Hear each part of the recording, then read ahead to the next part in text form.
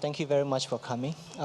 So I will try to explain how I will present this presentation and introduction of what modern Myanmar architecture is. This is a country and a city that not many people already study or know. So I will just start with how do we understand what modern is and what modernism is and what modernity for Myanmar is. So we started with a bunch of questions about 2 to 3 years ago. Next, please. This is sort of a local state language, Buddhist architecture about 2 to 3,000 years ago.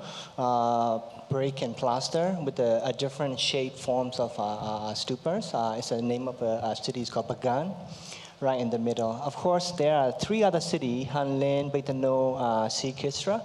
They're about maybe 1 to 2,000 years actually older with a similar language. So the brick, plasters, then the timber inside is sort of a common state Buddhism architecture language. Again, to really explain what Myanmar is, we cannot really start from what architecture language. So we'll just try to explain there are 2 main rivers, Ayeyarwady and Sanluin, and the river valley along from all the way north from south. And then people just live along there in a very natural, vernacular type of environment. This picture actually is taken in the 1950s, 2 years after the colonial period. And this picture as well. So the main food base is rice, of course, and other important ingredients, fish sauce. These are the ones that define Southeast Asian communities of the country. And women, they're using a technique of weaving. They make these sort of prefabricated panels for the roofing, and also fabrics. And of course, these bamboo cut in a very thin sheets and make a very thin walls, and using the lotus leaf dried and make some sort of a shelter. And of course, you can start seeing all the Buddhist programs inside their houses. So just to compare what is happening today and what has been going on for many years. So this is a type of a vernacular language that is apart from brick and plasters. And again, this is the city of Yangon. 2 years after the independence, you can start seeing the first Myanmar architects building that as they claim locally. And also you can see a lot of colonial buildings, and then behind there's a Mon dynasty started this pagoda called Shwin that everybody seen on the internet and website. And that is probably about started 3,000 years ago. So this kind of a very complex backdrop and the type of typology of the buildings. And this is only about a few minutes away from that the State House. There's a seaport, there's a cargo and warehouses. And also, there's a traditional Buddhist style architecture image. So all of these things are happening at the same time in the 1950s. So it's very hard to tell like when the modernism started in Myanmar, or when is the traditional architecture started emerging with the modernism. Again, I just wanted to share this picture. In the different states of the Myanmar, there are many ethnics who doesn't speak or write in a main language, which is Myanmar. They have their own dialects, their own language. Exact number is about 130 something ethnics in Myanmar. So in a different state, they started learning English in Myanmar after the independent time. And of course, the education system was started introduced to all the states. And what most people know or are taught when we were young is during that time, after the independence, the country was so rich, they were exporting all the teaks and rice to international markets. And the country was rich and culture was evolving. So today, there are a lot of typology of architectures and type of buildings that you can experience in most of the urban cities, such as Mandalay and Yangon. Again, when we talk about the modernism architecture, there is no industrial revolution really existed in Yangon and Myanmar. So it's really hard to ask or tell, like, is there a real modernism in Myanmar? So I would say the education system was introduced and modernized since then. And I think Pwint will talk about how the architecture and engineering department was developed as part of our main source for the beginning of a research, I would say. Yeah. Yes, before explaining about the architecture and the engineering education system in our how to develop in Myanmar, I would like to explain a little bit about the style of the architecture in Myanmar. As you all seen in the previous slide, the evidence of the Asian Myanmar evidence since 2,000 years before. Our very first World Heritage sites through Pure Asian cities. There's a lot of the evidence of the standing monuments and the religious structures and also the royal palace. There's a lot of the evidence in there, and most of the monuments are made with the brick and also the stone. But our Myanmar people and people create the public buildings with the kind of the temporary material, timber and the bamboo. And you also see on the slide, Brian showed the Bagan is located in the center of the Myanmar. There's nearly 4,000 monuments in there, and also of the monuments are made with the brick. And after that, and after the Bagan period, you can see the. How can I show that? This is the palace are located in the Mandalay. Sorry.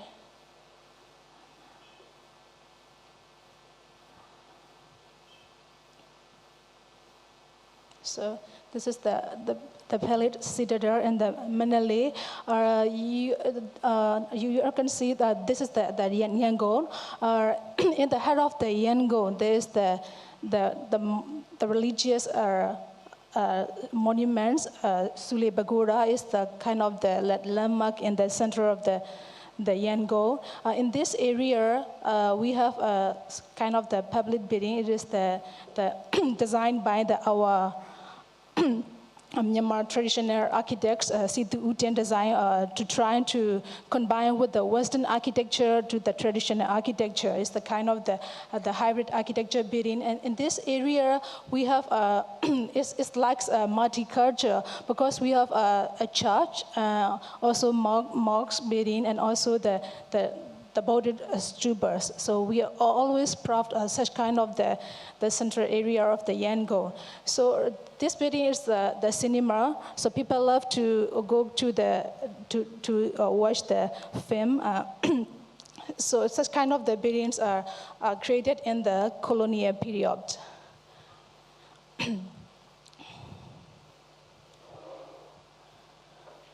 So this is the map of the Yangon and Barai Bureau since and taken in the 1927. After that, within the colonial period, the Westerners are trying to train the technician, not the professional expertise. So there is no universities in the colonial period. This is the how to move our architecture and engineering university to the northern side of the Yangon. So this is the background history of the engineering education hall linked with the modern architecture. But in the colonial period, and there's no university in the lower Myanmar. It is under the rule of the British rule. The students have to take the exam in the Calcutta in India. So in this time,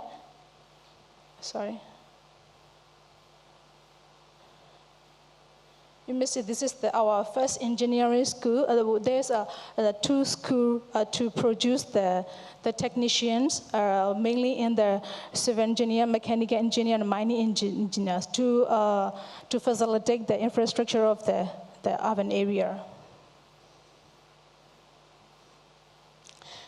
Between around 1920, there's established promulgated the Rangoon University before 1920. Those who wanted to get the engineering degree, they need to go to the UK. But in the 1923, there's developed the Department of the Engineer was formed under the University of the Rangoon. So it's located, what I show in the map, located in the downtown. But in 1924, the first degree course began in the civil engineering.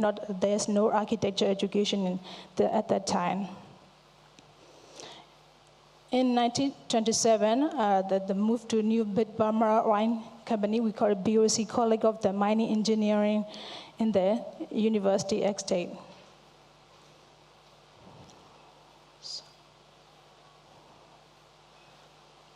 In the Second World War, the Yangon University was closed. After the Second World War, the Rangoon University was reopened, and the Department of Engineering was upgraded at that time to become the Faculty of Engineering in Yangon University. This is the one of the building in this university compound. The Brian will explain about that building, how beautiful the modern architecture and how to trying to apply the some of the local material to this building. And in 1948, Burma gained the independence from the British. In this year, 124 years, the colonial rule entered in the Burma, Myanmar. Here in 1950s and 1960s, there's more and more engineering departments were open and entered the Faculty of Engineering of Rangoon University. But we just opened this is our university, now the Yangon Technological University, but in the 1961, moved to the larger campus, the Jugon, northern part of the Yangon, which is the present location. In that time, this is the institute was the name Burma Institute of Technology, BIT, in 1961. But the name is changed, and Rangoon Institute of Technology to Yangon Institute of Technology, now the Yangon Technological University. In our university, there's 3,000 students now studied in every year. In 1964, a new education system was introduced in Myanmar. So the Rangoon Institute of Technology became an independent professional university under the Ministry of Education. We are now still under the control of the Ministry of Education, not the autonomous.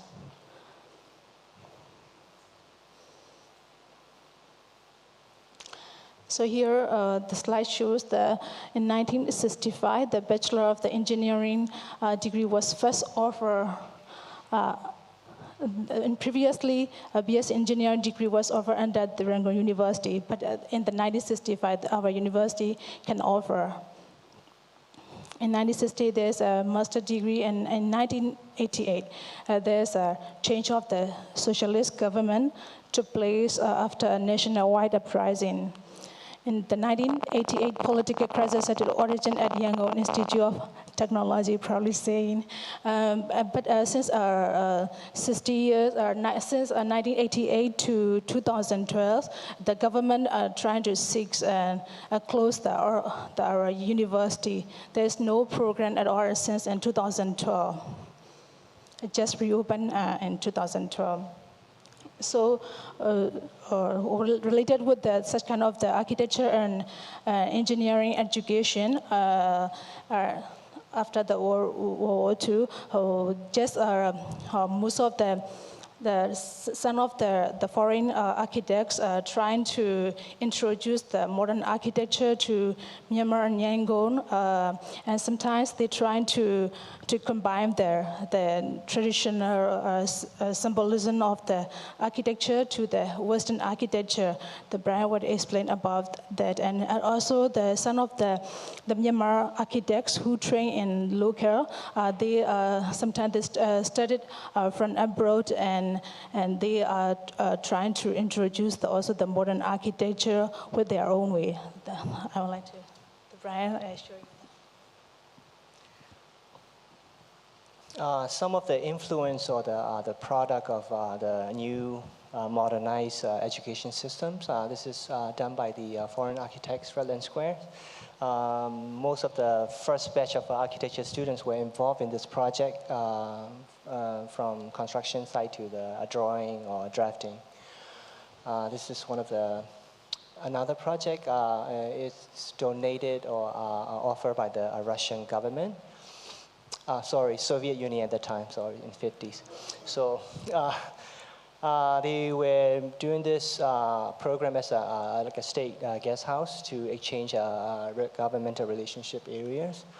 And also just to show this airport, the main building is already torn down, but this is some of the previous images.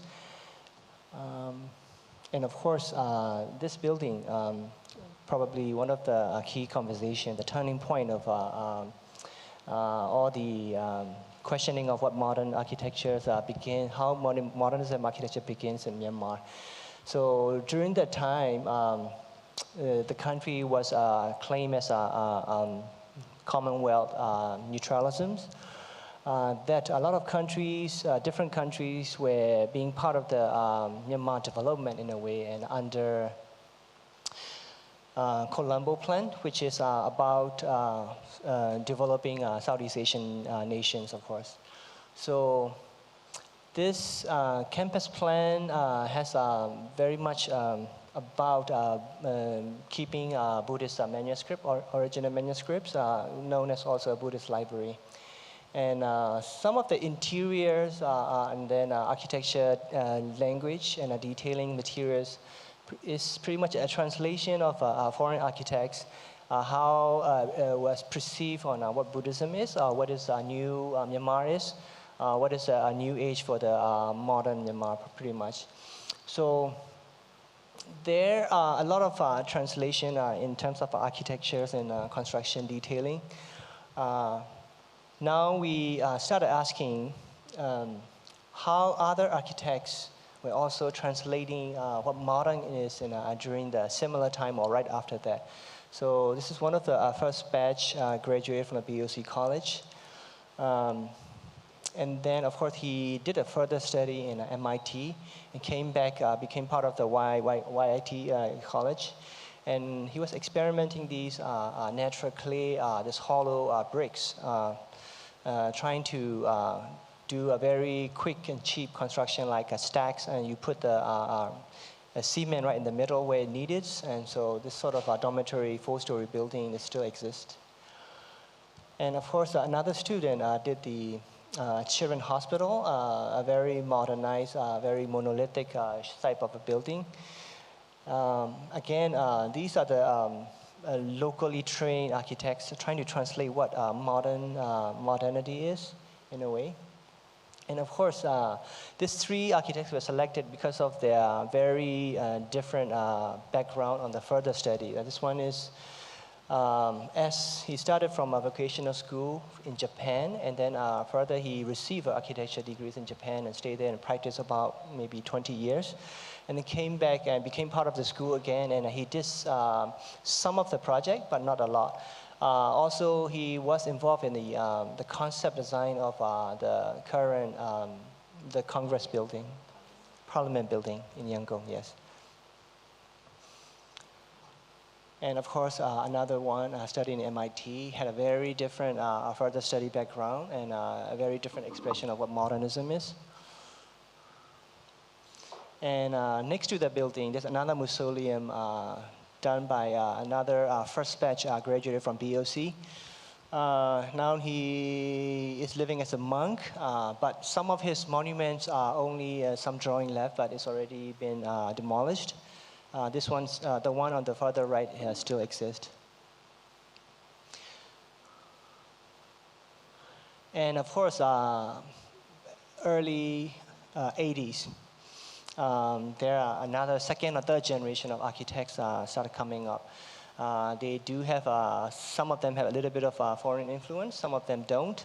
And they started designing all these monuments, which in Myanmar culture, maybe before 1950s, doesn't exist.